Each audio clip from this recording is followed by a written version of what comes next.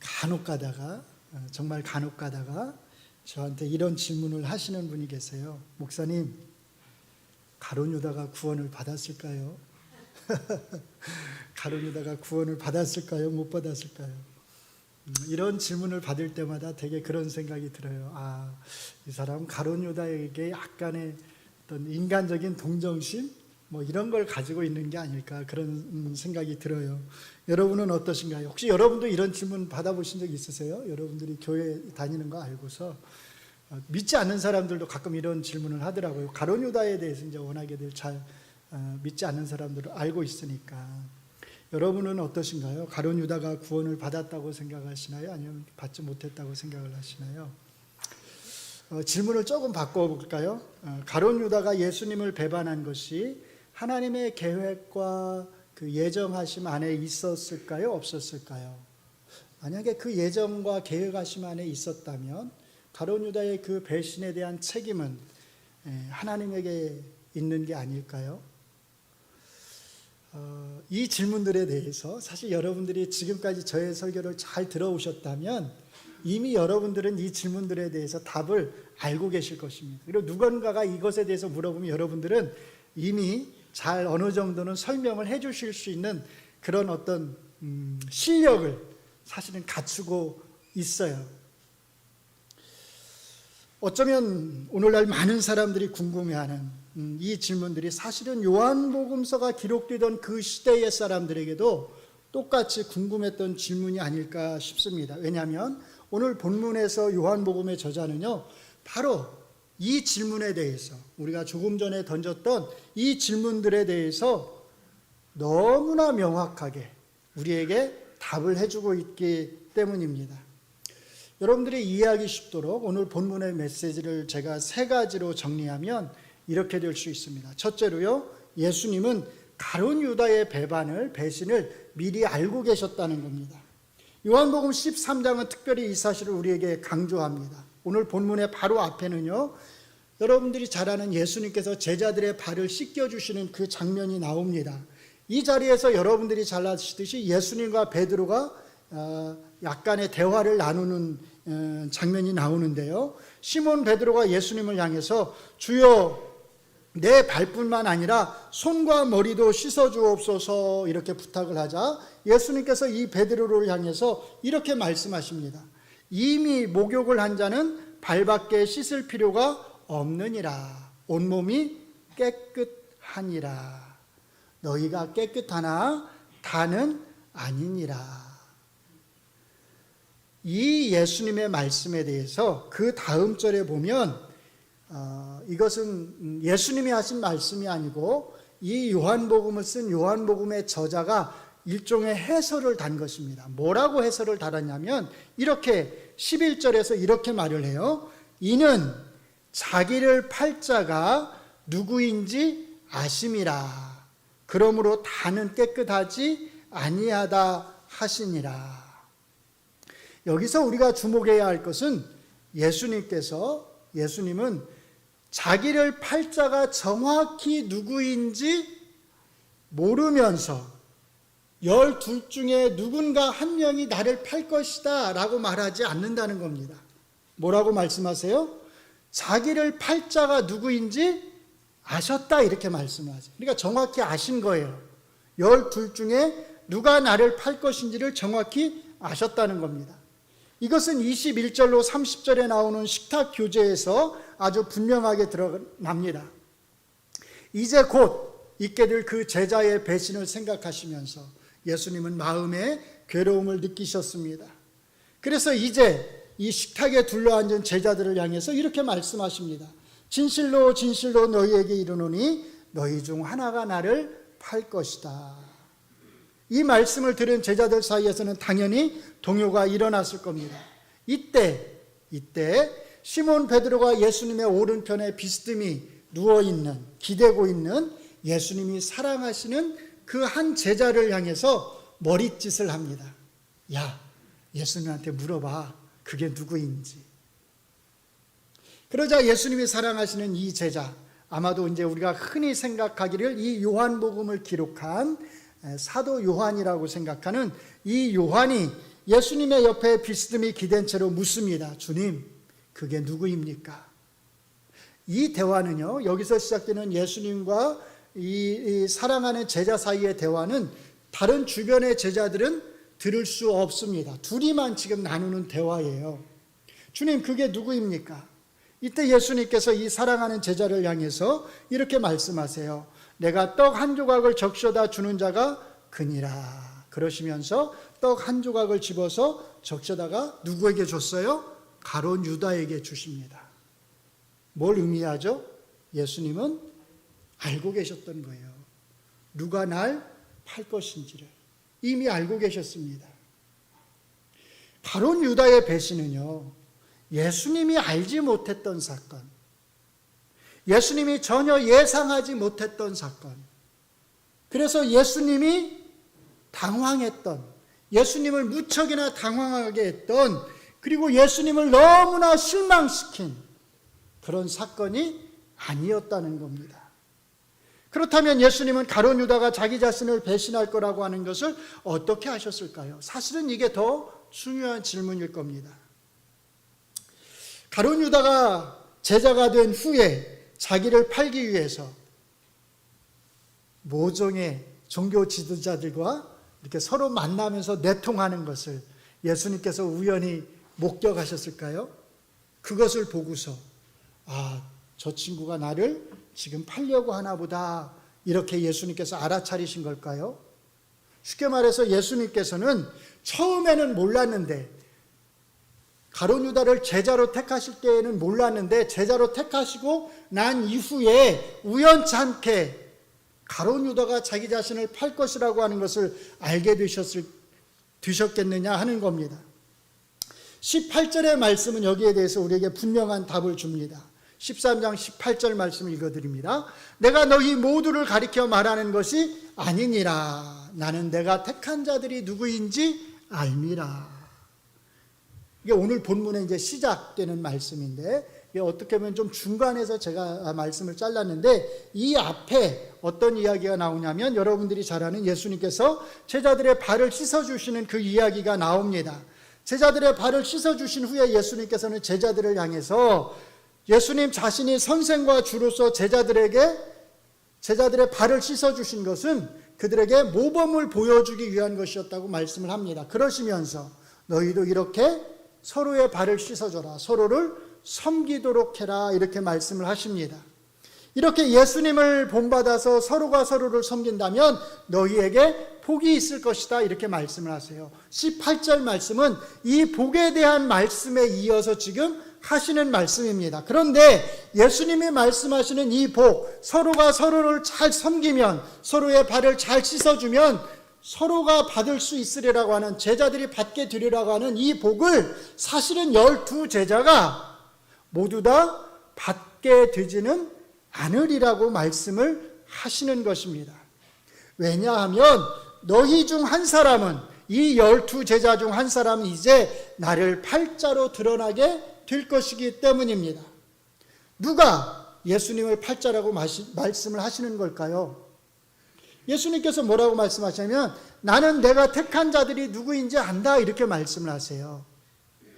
이 말씀의 뜻은 역으로 말하면 나는 내가 택하지 아니한 자가 누구인지를 안다는 말씀입니다. 그리고 내가 택하지 않은 그 자가, 그 제자가 나를 팔 것이다. 그 자는 서로를 섬기는 이 복을 누리지 못할 것이다 말씀하시는 거예요. 그래서 그 다음에 이제 우리가 조금 이따 잠시 다루게 될 시편의 말씀을, 시편 41편 9절의 말씀을 인용을 하시는 것입니다. 그러니까 이 말씀이 함축하는 것은 내가 택하지 아니한 자, 그 자가 나를 팔게 될 거라는 겁니다. 쉽게 말해서 예수님은 12제자를 택하실 때부터 이미 어떤 제자가 자기를 팔 것인지를 아셨다는 것입니다. 자기를 누가 팔 것인지에 대한 예수님의 이러한 알문, 나중에 이루어진 것이 아니라 이미 가룟 유다를 제자로 삼으실 때부터 이루어진 것입니다. 그러니까 가룟 유다가 자신을 팔 것이라고 하는 것을 모르고 예수님께서 가룟 유다를 제자로 삼으신 것이 아니라 이미 아심에도 불구하고 그를 제자로 삼으신 것입니다. 물론 어떤 면에서 예수님께서는 가룟 유다 역시 12 제자로 택하셨습니다.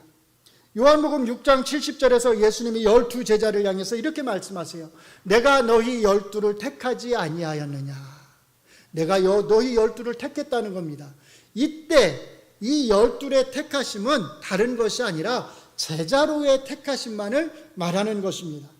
그런데 저희가 아까 조금 전에 보았던 18절에서의 그 택하심, 나는 내가 택한 자들을 안다라고 말씀하실 때 이 택하심은 제자로의 택하심을 가리키시는 것이 아니라 요한복음의 표현을 빌자면 영생으로의 택하심을 예수님은 말씀하시는 것입니다. 그러니까 가룟 유다는요, 처음부터 예수님께서 제자들을 택하실 때부터 영생으로의 택하심이라고 하는 이 택하심에서는 제외되어 있었다라고 말씀하시는 것입니다. 그럼에도 불구하고 예수님은 가룟 유다를 자기의 12 제자 중 한 명으로 택하셨습니다. 그 목적을 이제 예수님은 시편 41편 9절의 말씀을 인용해서 사실은 설명을 하시는 거예요. 뭐라고 하시냐면, 그러나 내 떡을 먹는 자가 내게 발꿈치를 들었다 한 성경을 응하게 하려 한 것이니라. 이 시편 41편은 다윗 왕이 지은 시입니다. 여기에서 다윗 왕이 내 떡을 먹는 자가 내게 발꿈치를 들었다 이렇게 말을 할 때, 내 떡을 먹는 자, 다시 말하면 내 식탁에서 나와 함께 식사를 하던 자, 그런 사람은 굉장히 가까운 사람을 가리킵니다. 식탁 교제를 나눈다고 하는 것은 굉장히 가까운 사람을 가리키는 거예요. 그런데 그렇게 나와 가까운 친구가 나를 배신했다는 겁니다. 아마도 이것은 지금 요 사람을 누굴 가리키냐면 여러분들이 잘 아는 압살롬이 자기 아버지 다윗 왕을 배신하잖아요. 그렇게 배신을 했을 때 이 압살롬의 편에 서서 압살롬을 도와줬던 한 사람이 있습니다. 아히도벨이라고 하는 사람이 있어요. 이 사람은 다윗과 굉장히 친한 친구 관계였고 다윗 왕의 제일 뛰어난 탁월한 전략가였습니다. 그런데 다윗 왕을 배신하고 압살롬의 편에 서서 압살롬을 도와줍니다. 아마 아히도벨을 염두에 두면서 이렇게 말을 한 것 같습니다. 예수님이 이 시편 41편 9절을 인용해서 가룟 유다의 배신이 이 성경 말씀, 다윗 왕이 말하는 이 성경 말씀을 성취하기 위한 것이라고 말씀하시는 것은 이 본문 말씀이 우리에게 전하는 굉장히 중요한 두 번째 메시지를 알려주고 있습니다. 그게 뭐냐면 가룟 유다의 배신은 하나님의 계획과 섭리 안에 이미 있었다는 것입니다. 가룟 유다의 배신은 하나님의 계획과 섭리 안에서 일어난 일이었다는 겁니다. 예수님이 시편 41편 9절을 인용하시는 그 궁극적인 목적이 바로 이 사실을 제자들에게 알려주기 위한 것입니다. 가룟 유다의 배신을 마치 일어나서는 안 될 어떤 일이 일어난 것처럼, 전혀 생각하지 못했던, 전혀 예상하지 못했던 어떤 일이 일어난 것처럼, 전혀 하나님의 계획이 없던 어떤 일이 하나님의 뜻을 거슬려서 하나님의 뜻과 상관이 없이 일어난 것처럼 그렇게 놀라서는 안 된다는 것입니다. 오히려 가룟 유다의 배신이 하나님의 계획과 섭리 안에서 이루어진 것을 보게 될 때, 예수님이 말씀하신 그 가룟 유다의 배신이 실제로 일어나게 될 때, 바로 그때 너희는, 나의 제자들인 너희는 내가 그라고 하는 것을, 내가 메시아라고 하는 것을 믿을 수 있어야 한다고 말씀합니다. 이것이 19절의 말씀의 의미입니다. 지금부터 일이 일어나기 전에 어떤 일이 일어나는 거예요?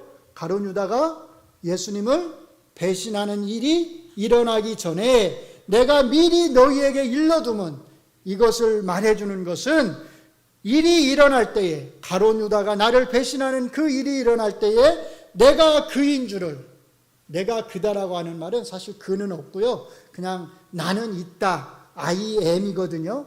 이것은 구약에서 하나님께서 모세에게 나는 스스로 있는 자다라고 말씀할 때 사용되었던 그 표현이에요. 그러니까 신적인 의미를 담고 있는 그런 표현입니다. 예수님께서 나는 있다, 내가 그다라고 말씀하실 때 이 말씀의 의미는 내가 메시아다라고 하는 겁니다. 내가 그인 줄 너희가 믿게 하려 함이라. 이제 여기에서 저희가 처음에 던졌던 질문으로 잠시 돌아가 보려고 합니다. 자, 처음에 던졌던 질문. 가룟 유다는 구원을 받았을까요? 못 받았을까요? 우리가 누군가의 구원에 대해서 이렇게 이야기한다고 하는 건 참 조심스러운 일이에요. 우리의 지식으로 함부로 남의 구원에 대해서 어떤 사람이 구원을 받았다 안 받았다 이렇게 말해서는 사실 안 됩니다. 조심해야 합니다. 그러나 적어도 가룟 유다와 관련해서는 우리가 아주 분명하게 말할 수 있어야 합니다. 왜냐하면 가룟 유다에 대해서는 그만한 성경적 근거들을 우리가 가지고 있기 때문입니다. 가룟 유다는요, 분명 구원을 받지 못했습니다. 그는 구원을 받지 못했습니다. 어떤 사람들은 우리가 이렇게 대답하는 것이 마치 하나님의 선하심을 파괴하는 것처럼, 하나님의 선하심을 우리가 파괴하는 것처럼 그렇게 생각하는 경향이 있습니다. 왜냐하면 예수님이 십자가에 못 박혀 죽으시기 위해서는 누군가가, 예수님의 12 제자 중 한 명이 예수님을 팔아야 했고, 그 사람이 가룟 유다로 정해져 있었다면, 하나님께서 그렇게 예정하신 것이라고 한다면 가룟 유다는 하나님의 구원 계획과 섭리의 희생양이지 않느냐라고 그렇게 생각하는 것입니다. 그런데 정말 그럴까요? 가룟 유다가 예수님을 배신하고 구원을 받지 못했다면 정말로 가룟 유다는 하나님의 구원 계획과 섭리의 희생양이라고 우리가 말할 수 있을까요? 바로 이 물음에 대한 답변이 오늘 본문의 세 번째 메시지입니다.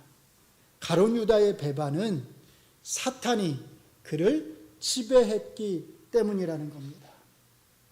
가룟 유다의 배반은 오롯이 사탄이 그를 지배했기 때문입니다. 바로 이것이 오늘 본문이 강조하는 세 번째 메시지입니다. 본문의 27절을 같이 한번 읽어보겠습니다. 시작. 조각을 받은 후 곧 사탄이 그 속에 들어간지라. 누가요? 사탄이 그 속에 들어갔다 이렇게 말씀합니다. 무슨 뜻이지요? 사탄이 지금 이제 처음으로 가룟 유다의 마음속에 들어갔다는 뜻일까요?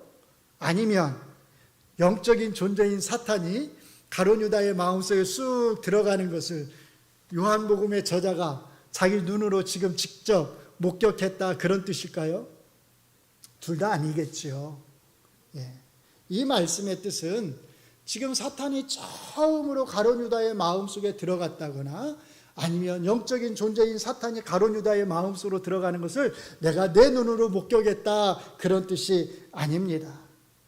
이 말씀은 사탄이 가룟 유다의 마음을 완전히 정복했다, 사로잡았다고 하는 뜻입니다. 그만큼 자기의 스승인 예수님을 파는 것에 대해서 아무런 양심의 가책도 느끼지 못할 정도로 그렇게 가룟 유다의 마음은 완전히 사탄에게 점령되었다는 뜻입니다. 이것은 13장 2절의 말씀을 통해서도 분명하게 드러납니다. 13장 2절을 같이 읽습니다. 시작.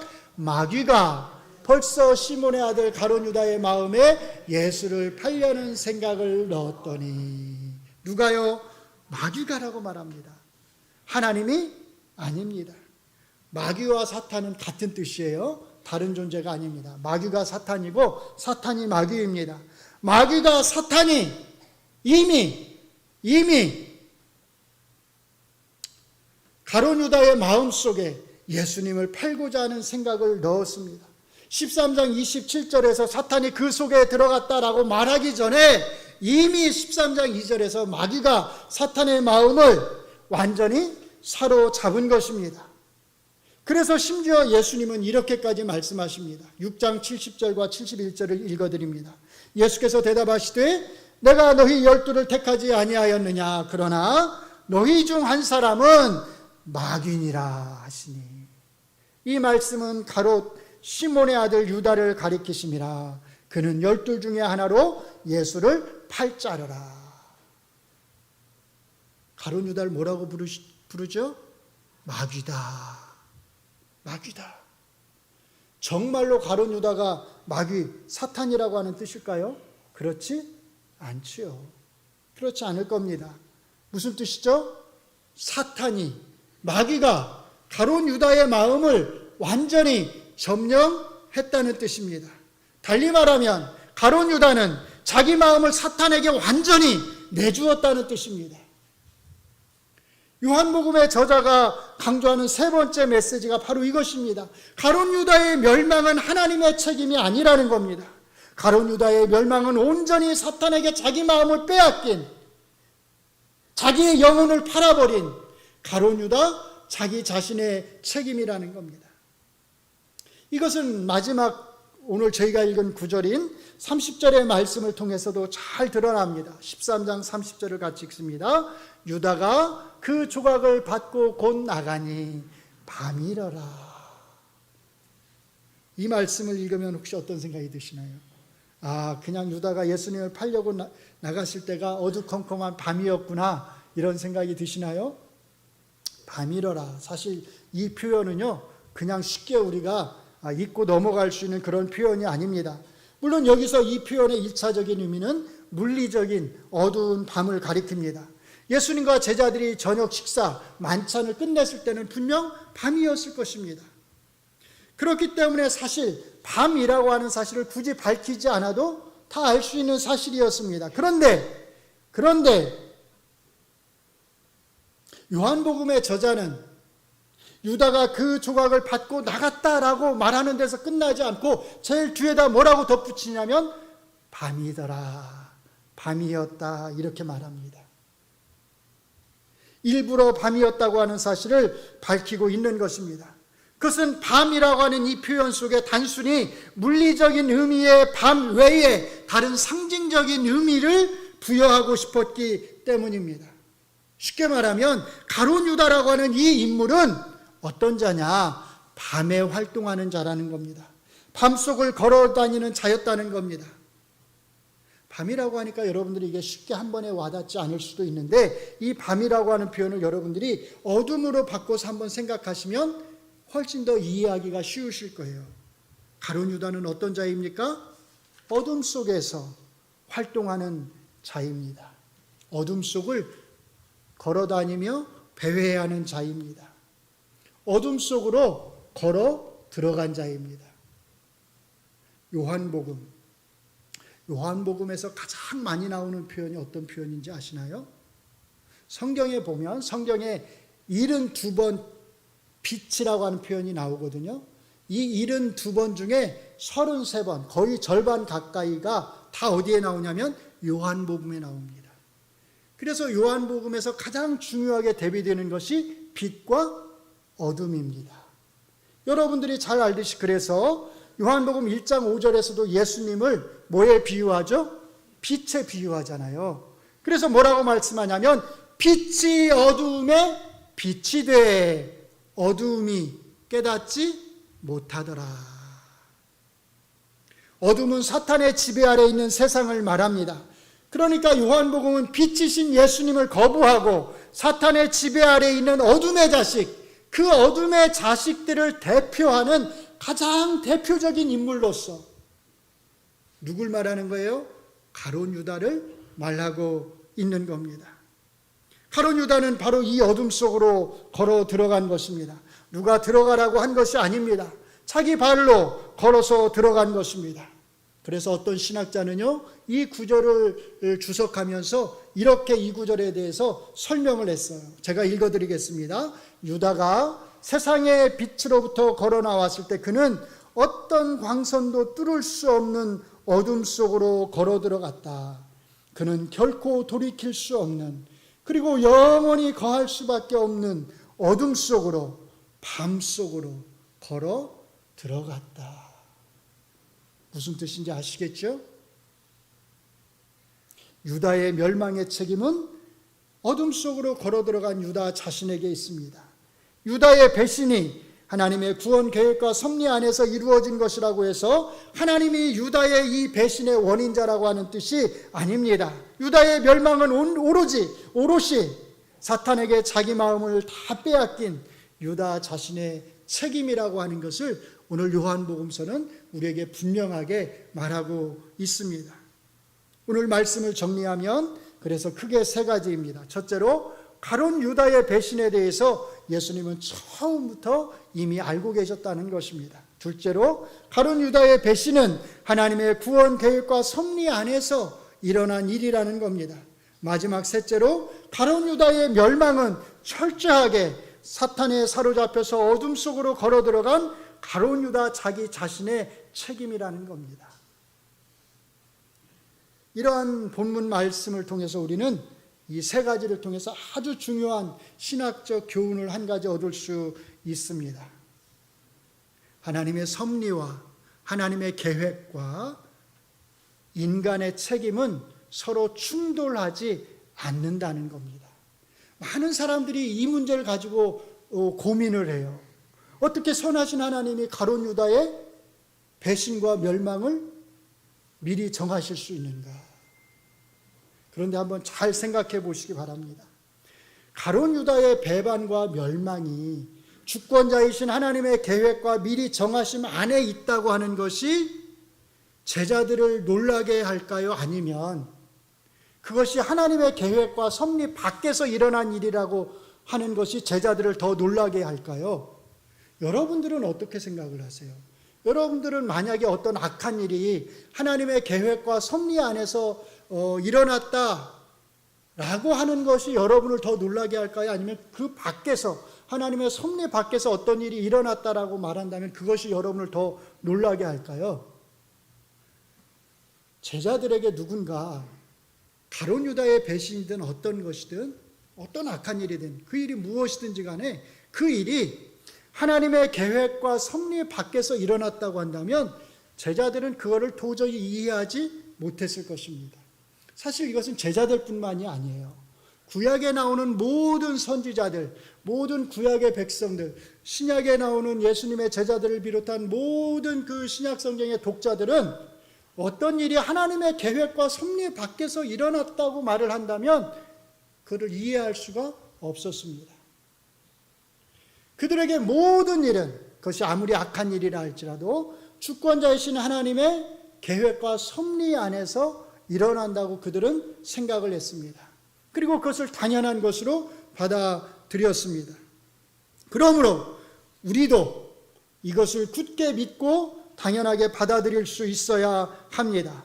오늘 본문에서 요한복음의 저자와 예수님의 제자들에게 그리고 신약 성경의 독자들에게 가룟 유다의 배반과 멸망이 하나님의 계획과 정하심 아래에서 이루어졌다고 하는 것. 그러나 그럼에도 불구하고 이 배반과 이 멸망이 가룟 유다 자기 자신의 책임이었다고 하는 것. 이 둘 사이에는 아무런 충돌이 없었습니다. 그러므로 우리도 하나님의 말씀을, 이 성경 말씀을 하나님의 말씀으로 믿는 우리도 이 둘 사이에서 아무런 충돌을 느낄 필요가 없습니다. 하나님의 섭리와 인간의 책임이라고 하는 이 두 가지는 서로 충돌하지 않고 잘 조화를 이룬다고 하는 것. 바로 이것이 오늘 본문이 우리에게 주는 신학적 교훈입니다. 이거 외에 또 하나의 실천적 교훈을 오늘 본문은 우리에게 주고 있습니다. 오늘 이제 신약의 시대를 살아가는 성도들로서 이 본문을 읽고 있는 독자로서 우리가 어둠 속으로 들어가지 않고 빛이 되시는, 우리의 유일한 그 빛이 되시는 그 빛 속으로 우리가 들어가게 된 것은 우리가 하나님의 택하심이라고 하는 놀라운 은혜를 입었기 때문이라는 겁니다. 사랑하는 성도 여러분, 이것에 대해서 하나님 앞에 감사하시기 바랍니다. 여러분이 빛 속으로 들어가서, 그 빛 속으로 들어가서, 예수님이라고 하는 빛 속으로 들어가서 이 자리에 이렇게 앉아 있을 수 있는 것, 가룟 유다와는 다른 길로 걸어갈 수 있었던 것은 우리 자신의 능력이나 우리 자신의 선행이나 우리 자신의 선택에 의한 것이 아니라는 겁니다. 오직 하나님의 택하심의 은혜로 말미암아서 우리는 가룟 유다와 다른 길로 가게 된 것입니다. 11 제자를 영원한 생명으로 택하신 그 예수님의 택하심의 은혜가 오늘 우리에게도 주어졌기 때문이라는 겁니다. 우리는 이것을 철저하게 인정해야 합니다. 그리고 바로 이 순간에 우리는 이 택하심 위에, 하나님의 택하심 위에 우리의 두 발을 디디고 서 있는 것입니다. 이것은 우리에게 얼마나 큰 위로가 되는지 모릅니다. 하나님이 이 땅에서 일어나는 모든 악한 일까지도 통제하시고 다스리시고 섭리하시는 분이라고 하는 이 사실은 하나님의 택하심을 입은 바로 우리에게 얼마나 크고 놀라운 위로가 되는지 모릅니다. 왜죠? 왜냐하면 우리가 아무리 악한 일 가운데, 우리가 아무리 어려운 일 가운데 들어가 있다 할지라도 그 악함과 어려운 일들을 다 다스리시며 섭리하시는 그 하나님의 손길이 우리와 함께하기 때문에 그 어떤 악도, 그 어떤 어려움도 우리를 해할 수 없다고 하는 것을, 우리에게 손끝 하나 건드릴 수 없다고 하는 것을 우리는 알기 때문입니다. 사탄까지도 하나님의 택하심을 입은 우리를 함부로 건들 수가 없습니다. 우리를 해할 수가 없습니다. 이것을 믿으시기 바랍니다. 이것이 여러분에게 큰 위로가 되고 힘이 되기를 바랍니다. 그러므로 어떠한 상황 속에서든지 우리는 하나님의 그 택하심을 입은 자녀로서, 빛의 자녀로서 담대하게 이 믿음의 길을 끝까지 걸어갈 수가 있습니다. 중요한 것은 우리가 빛의 자녀로 빛 가운데 걸어가고 있어야 한다는 것입니다. 우리가 빛 가운데 걸어가기만 하면 그 어떠한 악도 우리를 결코 해할 수 없습니다. 우리가 하나님의 섭리 안에 있기 때문입니다. 그러므로 저는 오늘 설교를 예수님께서 요한복음 12장 36절에서 하신 말씀으로 마무리하고자 합니다. 우리가 이 말씀을 함께 읽도록 하겠습니다. 같이 읽습니다. 너희에게 아직 빛이 있을 동안에 빛을 믿으라. 그리하면 빛의 아들이 되리라. 아멘. 기도하겠습니다. 하나님, 우리의 유일한 그 빛이 되시는 우리 주 예수 그리스도를 우리가 믿습니다. 그 빛으로 우리의 발걸음을 인도해 주신 것을 감사합니다. 우리가 스스로 걸어 들어온 것이 아니라 하나님께서 우리를 택하셔서 우리의 발걸음을 그 빛으로 인도해 주셨음을 고백합니다. 그래서 우리가 빛의 자녀들이 될 수 있었음을 고백합니다. 그래서 그 어떠한 악도 우리를 해할 수 없음을 고백합니다. 우리가 담대하게 이 믿음의 길을 걸어갈 수 있음을 고백합니다. 하나님, 우리가 아무리 어려운 상황 속에 처해 있다 할지라도 하나님의 섭리하심을 믿으면서 우리를 향하신 하나님의 선한 계획이 있음을 믿으면서 그 모든 어려움들을 끝까지 기쁨으로 감사함으로 이겨나가게 하여 주시옵소서. 예수님 이름으로 기도합니다. 아멘.